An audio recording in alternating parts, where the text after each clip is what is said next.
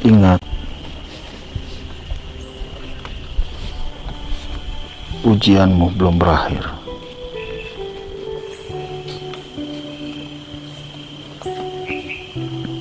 Selatan dan utara akan selalu merusak pikiran murid-muridmu.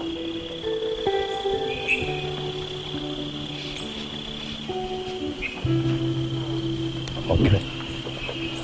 Kunci kekuatannya ada di keimanan.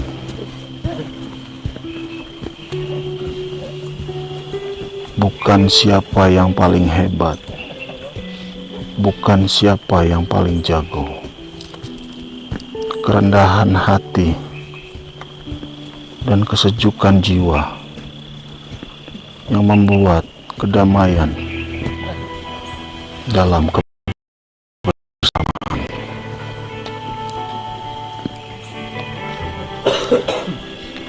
Saya menasihati Dharma untuk selalu menjaga ketenangan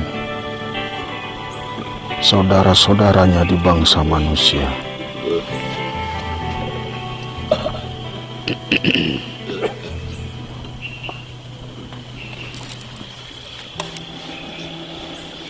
Oke.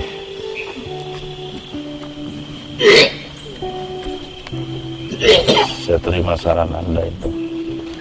Cuman yang jelas, saya hanya melakukan apa yang saya perlu lakukan. Selatan dan utara menanamkan di pikiran bangsa kalian hanya satu: kesombongan,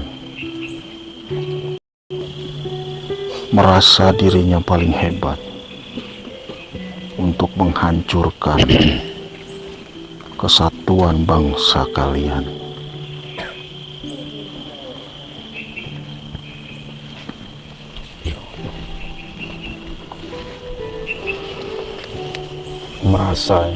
Merasa paling paling hebat, paling pinter, paling berjasa mungkin. Itu penyakit yang sangat sulit dihilangkan, apalagi masuknya juga tentu secara perlahan. Kehancuran kerajaan-kerajaan terdahulu karena dihasut dari bangsa luar. Tidak jauh seperti Kasepuhan Cirebon, tidak jauh seperti Pajajaran. Hasutan-hasutan dari bangsa luar demi harta, tahta, dan jabatan. Oh, seperti itu. Hanya tahu yang dipikirkan. Sehebat apapun bangsamu, sejaya apapun hartamu, hanya kain kapan dan kapas, serta amal perbuatan yang baik selama di dunia yang akan dibawa ke alam surga. Tapi jika kesombongan, keserakahan, dan kemunafikan ketika masuk di alam kubur akan terima penyesalannya. Itulah bangsa manusia yang selalu terhasut dengan keinginan kemewahan harta. Tidak pernah ada yang berubah dari dahulu, hanya memikirkan diri sendiri.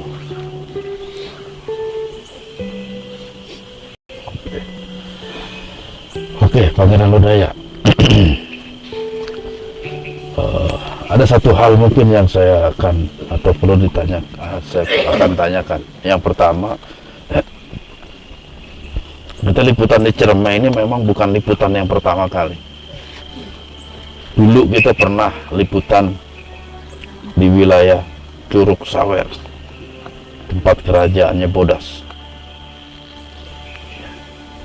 Saya ingin tahu apa sih hubungannya keraton Anda yang ada di puncak sana dengan kerajaan si Bodas? Bisa Anda memberitahu kepada kami? Saudaraku, Ayahanda Bodas adalah sahabat karib yang telah menyelamatkanku ketika pertempuran di Gunung Patuha.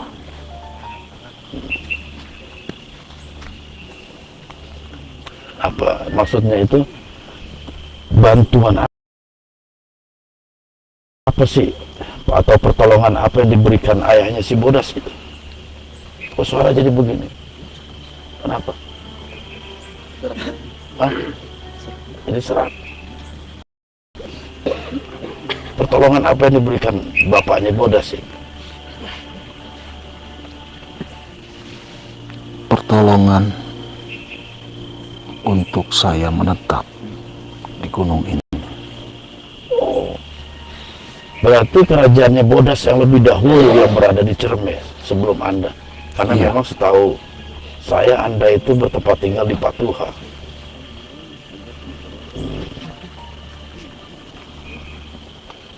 Berarti Anda sudah bersahabat cukup lama dengan ayahnya Bodas. Lantas apa reaksinya bapaknya Bodas itu setelah tahu Anda telah menjadi seorang Muslim? Dia selalu rendah hati, tidak memaksakan untuk saya kembali seperti dulu. Agama yang sudah saya ikuti saat ini, dia pun tidak merasa bersalah. Dia pun mengikhlaskannya. Jadi walaupun kalian berbeda agama, tapi persahabatan itu tidak mengurangi sebuah. Karena dia pun tahu bahwa anaknya, Pangeran Wagrasailang, sudah memeluk ajaran Islam. Karena ayah Anda Bodas tidak ingin turun gunung. Dan dia sudah berpesan kepada saya. Dia tidak ingin berkomunikasi dengan bangsa kalian. Oh, seperti itu. Cukup anaknya saja.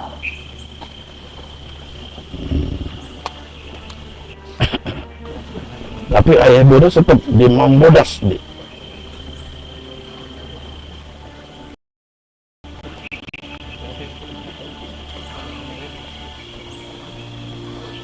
Sebangsa mau.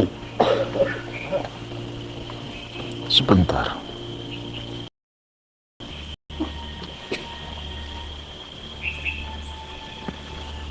Dia memiliki 4 perwujudan warna.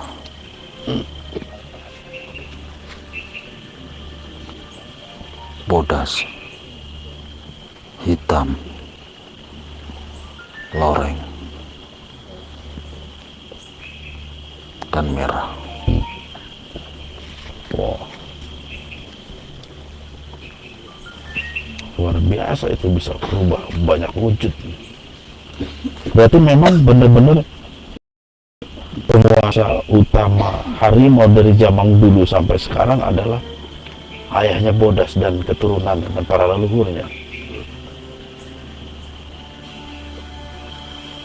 Apakah Anda secara nasab memiliki pertalian persaudaraan secara nasab dengan bapaknya Bodas? Iya, Tapi Anda lebih tua dibanding bapaknya Bodas. seperti itu. Oke.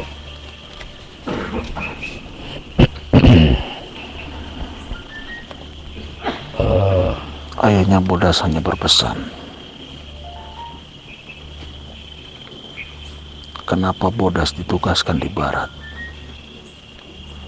untuk menghalau serangan harimau dari Sumatera.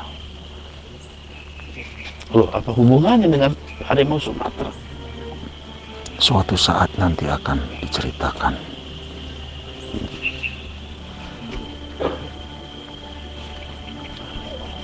berarti terjadi permusuhan ini. Oke lah, nanti bolehlah diceritakan itu.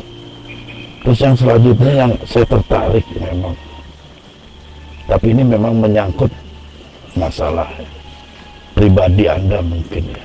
Tadi saya dialog dengan Jaya Wisesa tentang keraton Anda di atas sana, dan juga ada sebuah apa disebut ruangan atau kamar suci yang Anda pergunakan untuk beribadah, dan juga disimpannya perbendaharaan Anda, pusaka-pusaka atau kitab-kitab kenikjayaan dari para leluhur Anda.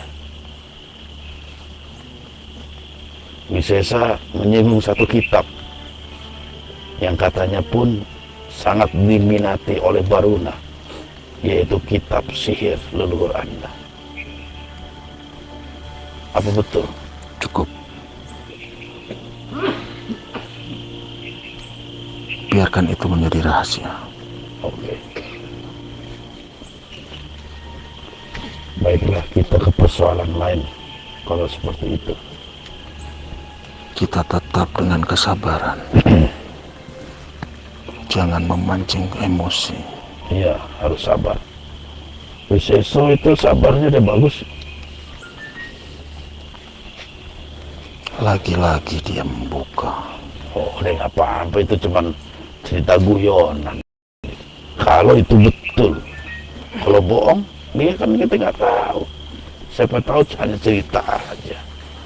Kitab itu diperebutkan oleh 8 sang hyang. Masya Allah, 8 sang hyang, termasuk Astadewa.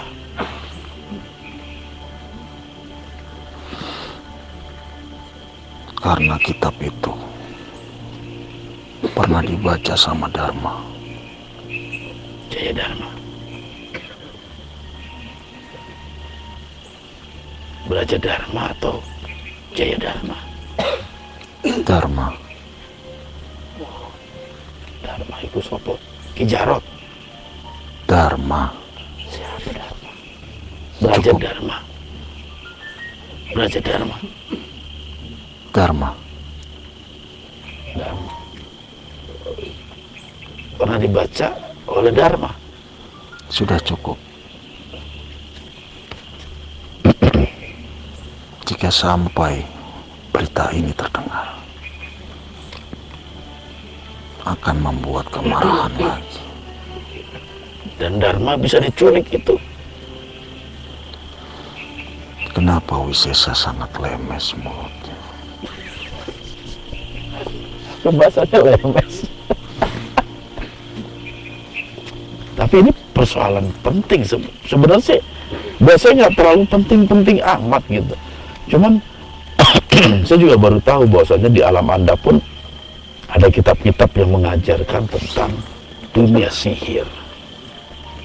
Apalagi ada sebutkan sampai diperebutkan 8 sang hyang. Ini luar, itu kitab dari mana asalnya? Yang nulis itu siapa pengarangnya itu? Para gailan atau leluhur Anda itu, kitab leluhur Anda? Kenapa harus ceritakan kitab itu? Ya karena saya pengen tahu. Kalau nggak salah dulu itu ada pernah cerita bahwasanya dia Sekadwipa memiliki satu warisan kitab yang diamanahkan kepada Anda. Pesannya jangan sampai jatuh ke tangan Baruna dan juga Astadewa sebagai kakak seperguruan Anda. Apakah itu kitab yang dimaksud? Iya. Itu di lokasi mana, Ray? Ngomong gitu enggak? Belum ada di lokasi. Hah? Apa waktu Anda rapat dulu? Lupa. Off the record itu. Off the record itu.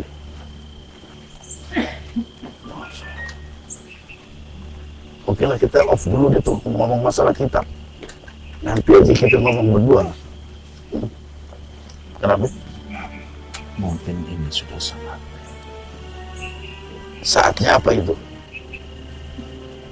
Kitab itu bernama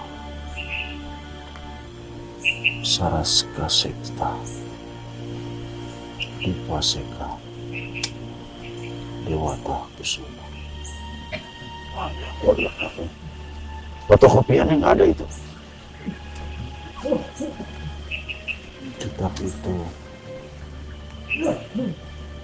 untuk menguasai 3 unsur: air, laut, darat. Air yang maksud Anda itu air yang ada di darat, air tawar, air laut, dan juga daratan. Ketika menguasai 1 kitab air, air di laut dan di 2 darat dapat dikuasai. Ketika membaca kitab kedua, udara, sampai langit ke-7 akan dikuasai.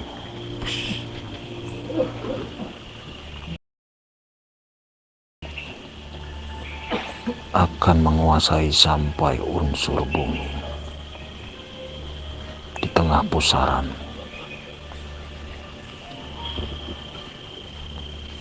Jadi dia bisa yang menguasai 3 unsur itu bisa menguasai langit dan bumi. Letak unsur itu ada di Himalaya. Oh. Jadi penguasa Himalaya berarti. Anda pernah mempelajari itu?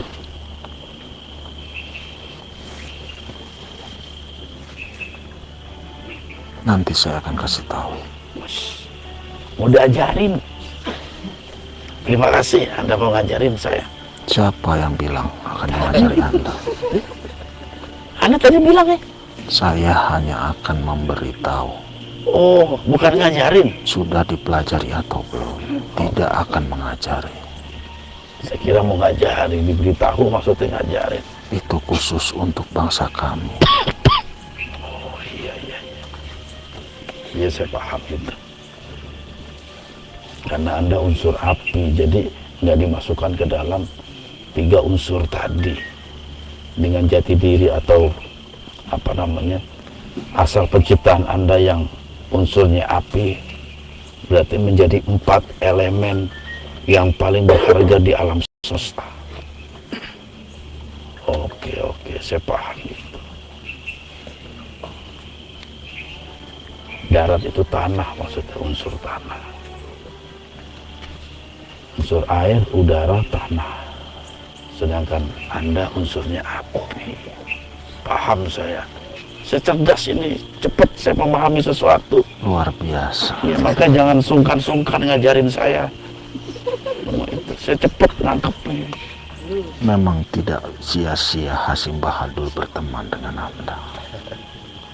Iya, nggak rugi dia teman sama saya. Yakin. Anda juga, saya rasa juga sama. Pak. Kenapa dari